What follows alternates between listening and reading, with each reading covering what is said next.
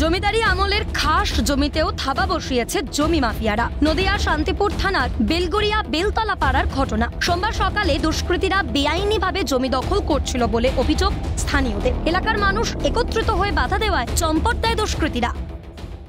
বন্ধ ছিল, আমরা তারপরে হঠাৎ দেখি প্রমোটরের লোকজন এসে মাটি তুলছে এবং কিছু দুষ্কৃতীদের পয়সা টয়সা খাওয়ানোর পরে ওরা মাটি টাটি তুলছে, ঘরে বেড়া দিচ্ছে।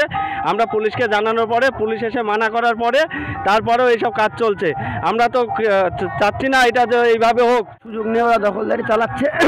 ঘরটা অনেক কয়েক ধরে করছে। প্রশাসন এসেছিল, প্রশাসন এসে প্রথম দিন মানা করে গেছিলো, তারপরে বন্ধ করেছিল। আবার পরশুদিনকে এসেছিল প্রশাসনকে এসে মানা করে যাওয়ার পরে আবার প্রশাসন চলে যায়, আবার কাজ শুরু করে।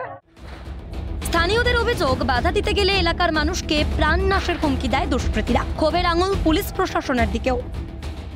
আমরা চাই কিছুই নয়, এটা কারোর ব্যক্তিগত কোনো সম্পত্তি না হয়ে এখানে সামনে চৈতন্য প্রাথমিক বিদ্যালয়, সেই বিদ্যালয়ের সম্মুখে একটা মাঠ হবে, একটা মন্দির হবে। এতবার আমরা বাধা দিয়েছি, বাধা দেওয়া সত্ত্বেও তারপরে ওই প্রমোটার হচ্ছে দুষ্কৃতীদের টাকা খাইয়ে যখন দিচ্ছে, আমরা বাধা দিচ্ছি, চলে যাওয়ার পরে মদ খাইয়ে ছেলেপেলে পাঠিয়ে বলছে ওইখানে কে কি করেছে, বোম মেরে দেবো, হ্যান করবো ত্যান করবো, এরকম হুমকি। না, আইন মতো ঘটে।